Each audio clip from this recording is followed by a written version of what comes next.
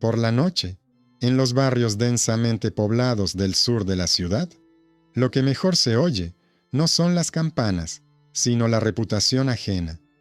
Al vecino de arriba lo tachan de libertino, al artesano adulto de cliente habitual de burdeles, a la viuda de la casa de al lado de mujer que recibe visitas con demasiada frecuencia. Bastan un par de frases en el mercado para que se forme una sombra pegajosa alrededor del nombre de una persona. Se le presta dinero a regañadientes, se le evita la mirada en la calle, se cuchichea después de la misa. En un mundo en el que los pecados sexuales de los adultos se consideran una amenaza para toda la comunidad, basta con una sola denuncia para que se hable de un juicio eclesiástico y de un castigo ejemplar, aunque nadie haya visto nada más que la luz de la ventana y las siluetas en la escalera. Saludos a todos los que escuchan este análisis. Escriban en los comentarios de qué ciudad y país son, y si alguna vez han oído la frase de que la Iglesia juzgó una reputación sin investigar los hechos. Les deseo una escucha tranquila, pero atenta.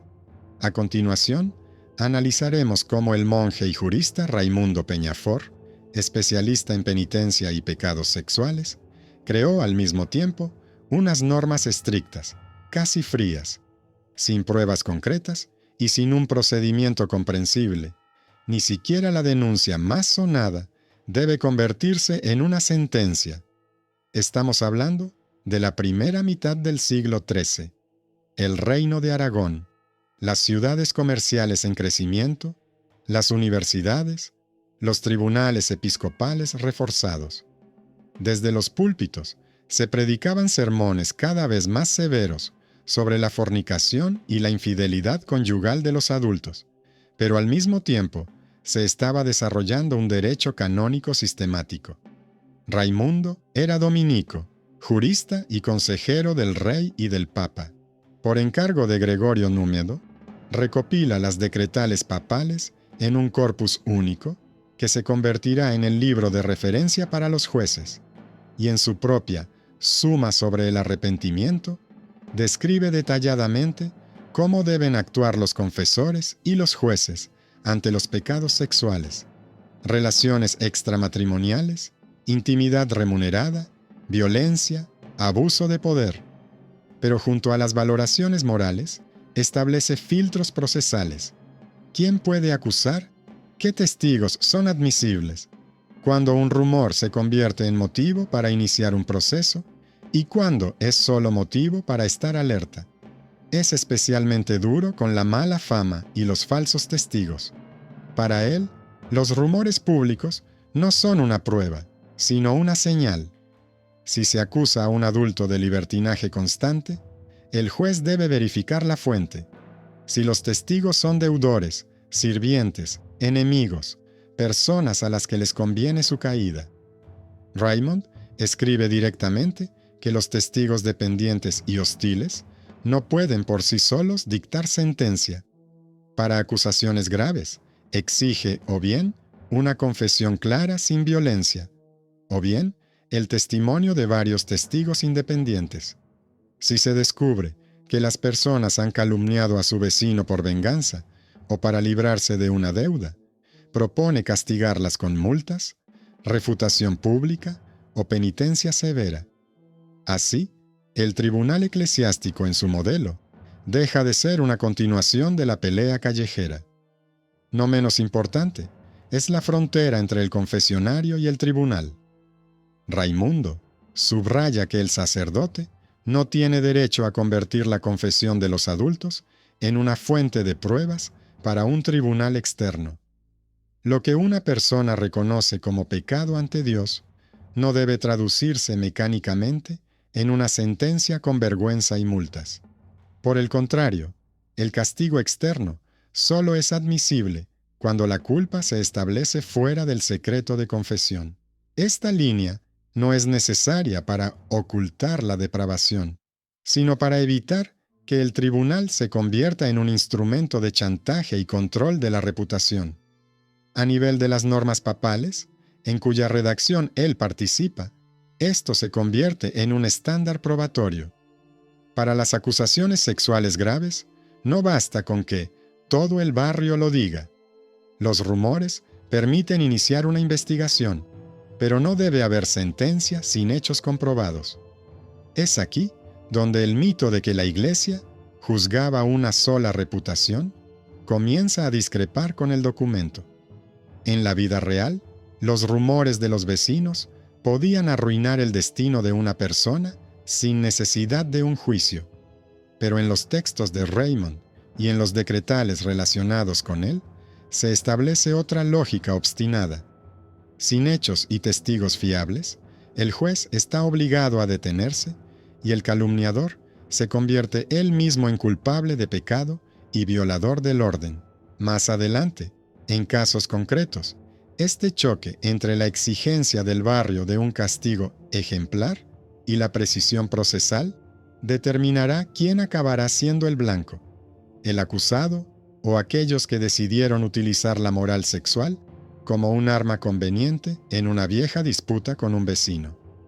En teoría, todo esto parece un esquema preciso, pero en realidad es como el aire pesado de un barrio superpoblado.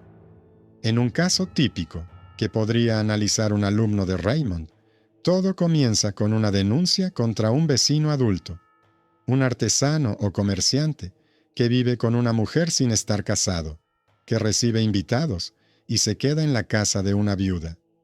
Los vecinos consideran que su estilo de vida es una amenaza. Temen que el barrio adquiera una reputación sucia y que con ella lleguen inspecciones, multas y la privación de privilegios. Varias personas se unen y presentan una denuncia ante el juez canónico, exigiendo limpiar la calle. En sus relatos, el vecino es presentado como una persona que supuestamente corrompe a todos los que le rodean, viola el orden y desprecia las normas de la Iglesia. Esperan que este conjunto de formulaciones sea suficiente para que el tribunal imponga rápidamente un castigo público. Pero el procedimiento al que Raymond enseña paso a paso a los clérigos exige primero desglosar la denuncia. El juez debe averiguar quién vio exactamente las acciones prohibidas, cuándo y en qué circunstancias. En términos de Raymond, la mala fama por sí sola no es suficiente. Hay que entender de dónde proviene. Durante los interrogatorios, de repente, se descubre que dos de los testigos principales son personas que le deben dinero al acusado y que llevan mucho tiempo en conflicto con él por un alquiler o un negocio conjunto.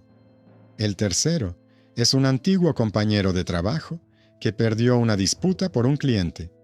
Formalmente, todos ellos son cristianos adultos y formalmente sus palabras deberían tener peso, pero según las normas formuladas en la Suma sobre el arrepentimiento y consagradas en los decretales, su dependencia y enemistad hacen que sus testimonios sean sospechosos. Raymond prescribe un filtro estricto para estos casos.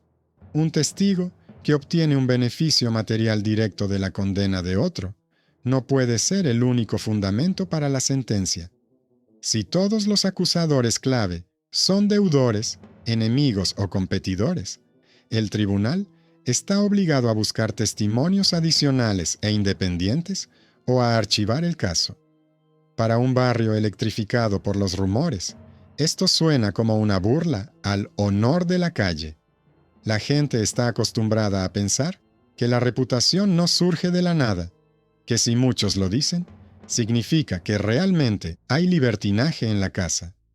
Para un abogado procesalista que se basa en Raymond, esto es, por el contrario, una señal de peligro, una coincidencia de intereses demasiado conveniente.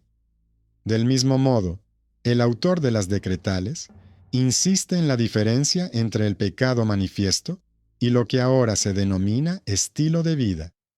Si un adulto realmente tiene un burdel, comercia con cuerpos, viola a personas dependientes, por lo general, no solo sus enemigos lo saben. En los documentos deben aparecer los testimonios de personas que no están relacionadas con los deudores y competidores, vecinos, sirvientes, testigos ocasionales. Si el círculo de acusadores se reduce a unos pocos oponentes antiguos y el resto de los residentes del barrio solo han oído hablar de ellos, Raimundo sugiere considerar el caso sospechoso. Su tarea no es justificar el comportamiento sexual, sino evitar que el juicio se convierta en una prolongación de una guerra personal. Presta especial atención a los juramentos y la tortura como medios para obtener confesiones. En la suma y las normas relacionadas con ella, se subraya que una confesión obtenida mediante el miedo o una presión excesiva no puede ser la única base para una pena severa. Describe situaciones en las que una persona, por miedo a la cárcel, está dispuesta a firmar cualquier documento con tal de que cese el interrogatorio. Para Raymond, esto no es un verdadero arrepentimiento, sino el resultado de la coacción. En los casos de delitos sexuales cometidos por adultos, en los que la vergüenza y el miedo son especialmente fuertes, insta a los jueces a ser cautelosos con la disposición a confesar si se consigue mediante amenazas. Cuando el barrio exige víctimas rápidas, la doctrina procesal frena. Sin pruebas sólidas, sin testigos fiables y sin confesión libre, el tribunal debe limitarse a la amonestación y la penitencia, y no a un castigo espectacular. Sobre el papel, esto parece frío y burocrático, pero es precisamente en esa frialdad donde se esconde la protección contra la venganza por la reputación. Raymond separa conscientemente el ámbito de la moral y el ámbito del procedimiento. Puede considerar que tal o cual estilo de vida es un pecado mortal, pero en los tribunales que funcionan según sus reglas, eso no es suficiente para destruir a una persona. Es necesario mostrar los hechos, desentrañar las conexiones, separar el deber de la venganza, el barrio de los testigos concretos. Y cada vez que el juez, basándose en estas normas, abre un caso contra los difamadores y no contra un objetivo conveniente, el sombrío esquema de control sobre los cuerpos y las reputaciones falla, aunque en la calle de al lado sigan susurrando que la Iglesia castiga los rumores. En esta lógica, la figura de Raymond se convierte no en un moralista, sino en un ingeniero de la sospecha. Propone dividir cualquier caso de depravado en dos niveles: el interno, donde el sacerdote trabaja con la conciencia en la confesión, y el externo, donde el juez tiene derecho a intervenir solo si hay hechos. En sus esquemas, los pecados sexuales de los adultos se enumeran y condenan en detalle, pero al lado, casi en la misma página, hay reservas procesales. Si no hay una mala fama establecida, confirmada por testigos independientes. Si no hay un escándalo evidente que altere el orden de la comunidad. Si la propia víctima no presenta una denuncia, el tribunal no debe convertir los rumores en un caso. Para un mundo acostumbrado a pensar que la Iglesia castiga por la reputación, estas notas parecen frenos incorporados directamente en el sistema. Cuando estas normas se aplican en barrios concretos de Barcelona u otra ciudad de la Corona de Aragón, se topan con la costumbre de resolverlo todo mediante la presión colectiva. Los vecinos acuden al juez, convencidos de que la malicia colectiva es suficiente. Hace tiempo que no les gusta un vecino adulto que no vive como ellos consideran correcto. Sospechan de relaciones turbias y se regodean por sus deudas. Esperan que el juez imponga inmediatamente un castigo público para dar ejemplo. En cambio, se les empieza a preguntar, uno por uno, sobre las fechas, los detalles, dónde estaban, qué vieron ellos mismos, de quién lo oyeron. De repente, queda claro que casi todo se basan no en observaciones personales, sino en los relatos de los demás, y que los hechos reales se reducen a que una mujer soltera entró 2 veces en la casa y que varias veces se quedaron hasta tarde unos invitados. Es aquí donde entra en juego la precisión procesal que Raymond destaca en sus tratados. Él propone considerar que un rumor basado en una cadena de relatos entre personas con deudas y rencores personales es insuficiente incluso para iniciar un proceso completo. Se puede limitar a una advertencia, a un recordatorio del escándalo, pero no se puede declarar culpable a una persona basándose en que todo el barrio intuye la depravación. Es más, prescribe directamente que la calumnia en los casos de pecados sexuales es en sí misma punible, porque destruye la reputación sin pruebas. Si se descubre que los testigos tienen intereses creados y que las acusaciones no están respaldadas por nada más que rumores mutuos, el tribunal debe cerrar el caso y prestar atención a los acusadores. En la práctica urbana real, esto se traduce en sorpresas desagradables para aquellos que están acostumbrados a utilizar la moral como instrumento de presión. En un caso típico, reconstruido a partir de los registros diocesanos, tras los interrogatorios, solo quedan las declaraciones contradictorias de 3 deudores del acusado. Otros residentes del barrio reconocen que solo lo han oído de ellos y que personalmente no han visto nada indecente.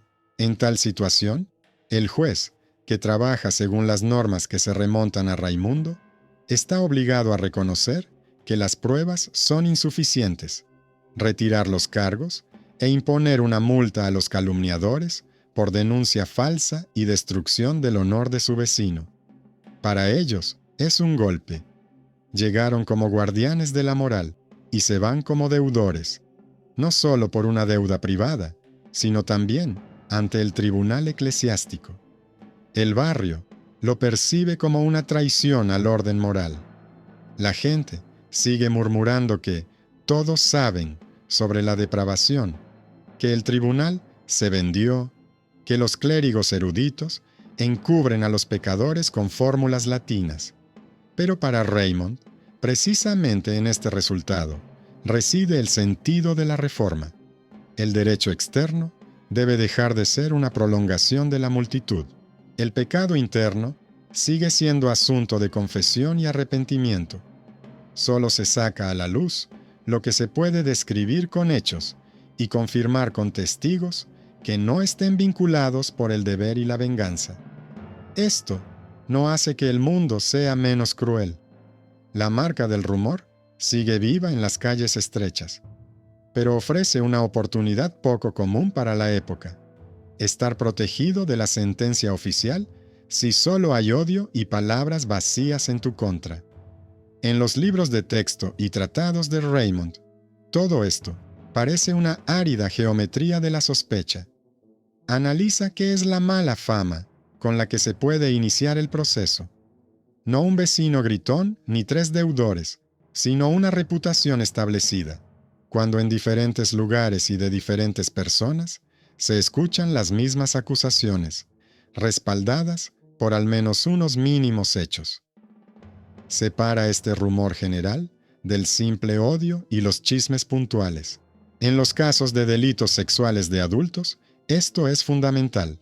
De lo contrario, cualquier conflicto sobre el alquiler, una deuda o un puesto en el mercado se convierte fácilmente en una acusación de depravado. Basta con llamar a la persona vergonzosa y empujar al barrio a exigir un castigo ejemplar. En la práctica, esto significa que el juez, según las normas que se remontan a Raymond, debe comprobar en primer lugar no el carácter moral del acto, sino el marco procesal, si existe una verdadera mala fama o si solo hay vecinos molestos.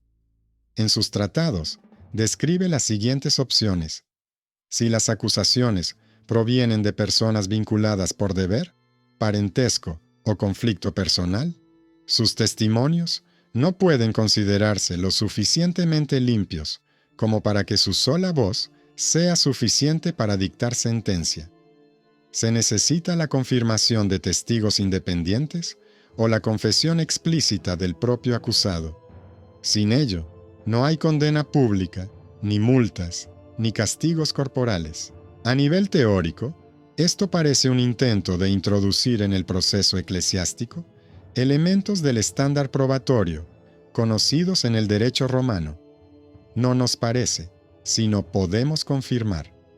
En el espacio urbano, estos principios entran en contradicción con las expectativas de la multitud y las autoridades locales. En un barrio donde todos se conocen por la voz que se oye tras la pared, bastan unas pocas insinuaciones para que la gente empiece a evitar a una persona. La gente está convencida de que el tribunal eclesiástico debe limitarse a sancionar la imagen moral ya establecida. La lógica de Raymond, por el contrario, propone que el tribunal actúe como freno. Primero, hay que averiguar si la mala fama se basa exclusivamente en la enemistad y las deudas. En algunos casos que han llegado a los archivos, se ve cómo esto rompe el orden habitual. El rector de la iglesia del barrio, o el archidiácono, educado en las nuevas normas, se niega a dar ejemplo con una persona contra la que no hay nada más que las malas lenguas de los vecinos interesados. Entonces, esos mismos vecinos comienzan a murmurar sobre el juez. Lo acusan de blandura, de proteger a los libertinos, y la estigmatización se traslada fácilmente del acusado a quien se atrevió a exigir pruebas. Mientras tanto, en sus escritos, Raymond analiza no solo el inicio del proceso, sino también hasta dónde se puede llegar en su desarrollo.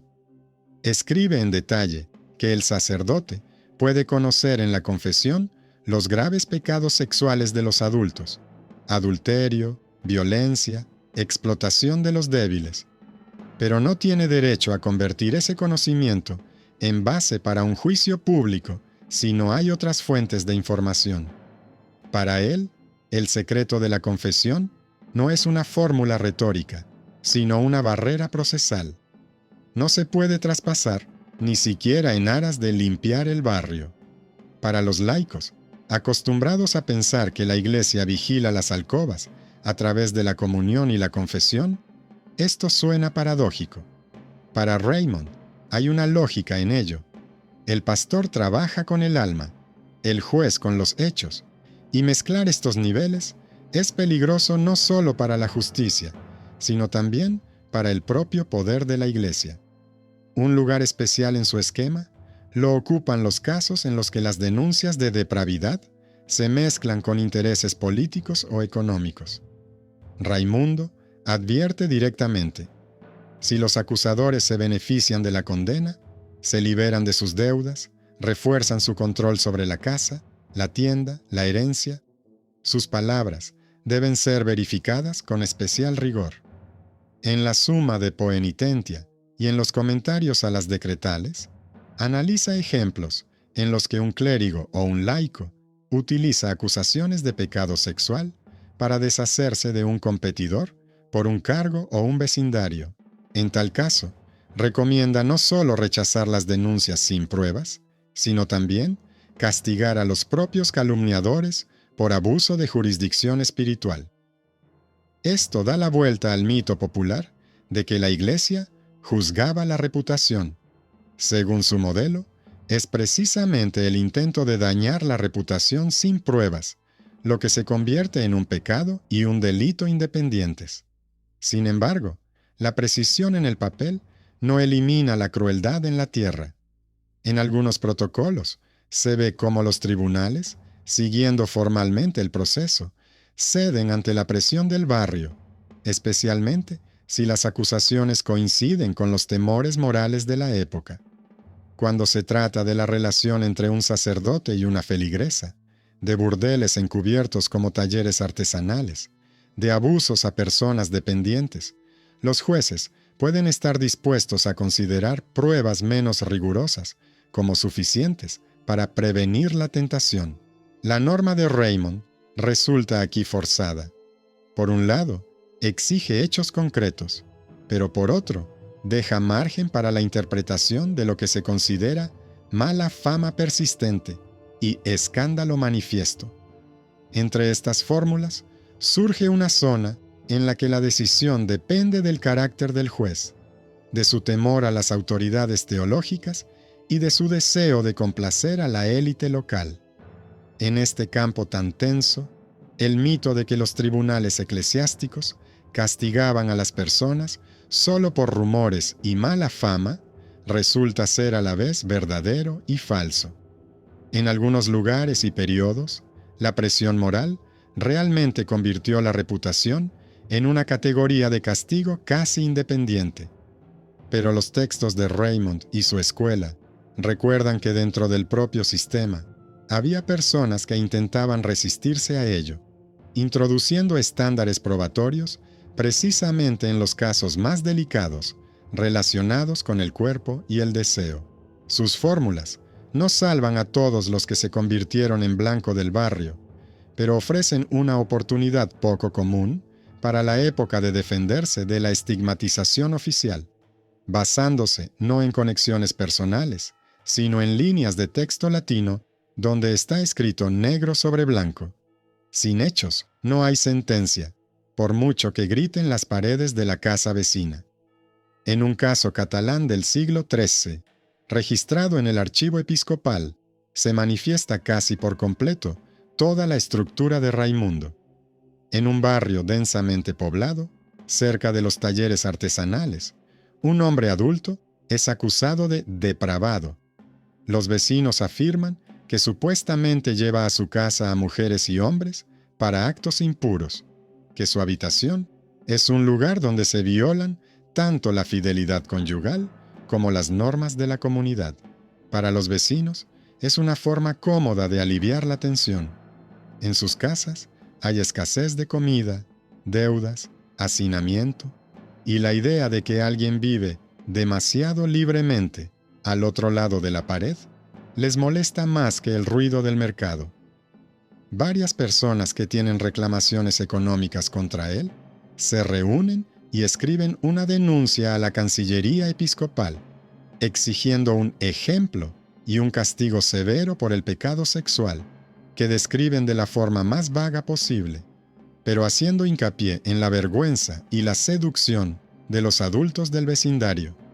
Las normas preparadas por Raymond convierten esta exigencia en un procedimiento. Antes de dictar sentencia, el tribunal debe comprobar si existe una mala fama persistente, si ha habido observaciones concretas, si los testigos dependen del acusado o, por el contrario, si están interesados en su caída. En el acta se señala que los dos testigos principales figuran al mismo tiempo como sus deudores. Otro más le ha perdido recientemente una disputa sobre los límites de un banco y ahora está claramente enemistado con él. El mero hecho de la animadversión personal no les priva del derecho a declarar, pero obliga al juez a buscar pruebas adicionales. Raymond advertía claramente en sus tratados: un testigo vinculado por una deuda o un litigio no es apto para probar por sí solo un pecado grave, especialmente uno en el que no se trata de violencia visible, sino de comportamiento a puerta cerrada. A continuación, comienza lo que para el barrio parece una lentitud burlona. El juez, educado en la suma sobre el arrepentimiento, no se apresura a rellenar la columna libertinaje en el registro de sanciones. Envía a mensajeros a preguntar a otros vecinos. Exige que se aclare si alguien vio no solo a personas entrando y saliendo, sino acciones reales que se interpretaran inequívocamente como pecado grave. En los protocolos aparecen las respuestas. Alguien dice que ha oído risas, otro que sospecha de relaciones ilegales, pero no hay observaciones directas, solo impresiones y relatos. Raymond subrayaba en sus textos: la reputación basada en rumores no da derecho a aplicar las penas más severas. Como mucho, es motivo para hablar en la confesión o dar una reprimenda, pero no para romper el tejido social del barrio con una condena pública basada en una denuncia. El barrio, sin embargo, exige sangre. Para los residentes, el asunto hace tiempo que ha traspasado los límites del marco legal. No se trata tanto de averiguar la verdad como de deshacerse de una figura molesta y demostrar que se mantiene el orden. Para ellos, la gran cantidad de rumores ya parece una prueba suficiente, pero es precisamente aquí donde Raymond distingue entre la indignación moral y la realidad procesal. En su sistema, el tribunal no tiene derecho a convertir el rumor general de sospechas en una sentencia si no hay suficientes pruebas. Admite que el sacerdote puede hablar insistentemente con el acusado en la confesión, advertirle sobre el pecado, imponer penitencias privadas por un comportamiento que provoca la tentación en otros. Pero la estigmatización pública solo es posible cuando el pecado sea demostrado mediante una confesión o testimonios fiables, y no mediante las emociones de los vecinos. Cuando se descubre que los principales testigos están realmente involucrados en deudas y viejas disputas, y que los testimonios adicionales se reducen a la repetición de rumores, el caso toma un giro diferente. De acuerdo con la línea que Raymond seguía en sus textos, el tribunal considera la posibilidad de que la denuncia se haya utilizado como instrumento de presión. Para él, la calumnia no es una nimiedad, sino un pecado y un delito en sí mismo, un intento de destruir la reputación sin motivos suficientes. En el acta se produce un giro. El acusado no es declarado inocente porque sea santo, sino que el caso se archiva por falta de pruebas, con la salvedad de que debe comportarse de forma más moderada para no dar motivos. En cambio, los denunciantes reciben multas y una advertencia de que el uso de acusaciones de delitos sexuales como medio de represalia será castigado por el propio tribunal. Para el barrio, este desenlace suena a derrota. Las personas que esperaban un castigo público y un arrepentimiento espectacular se ven obligadas a ver cómo aquel a quien consideraban libertino regresa a su casa sin una marcha vergonzosa ni estigma, y al final pagan quienes más exigían un castigo ejemplar. Para Raymond y su escuela, por el contrario, esto es la encarnación del principio de que la condena moral no debe convertirse automáticamente en un golpe legal si no hay motivos reales para ello. Los pecados sexuales siguen siendo uno de los más graves en sus tratados, pero el procedimiento no permite al barrio utilizarlos como arma universal contra un vecino incómodo. En la memoria de la ciudad, quizá quede la imagen de una iglesia que encubrió el libertinaje, y en el archivo, una breve anotación sobre una multa por difamación y un caso cerrado. Entre estas dos capas se encuentra la delgada línea que Raymond intentó trazar. La iglesia puede seguir llamando pecado al pecado, pero su tribunal no está obligado a convertir cualquier mala reputación en una sentencia si los hechos no han traspasado los límites de los rumores ajenos.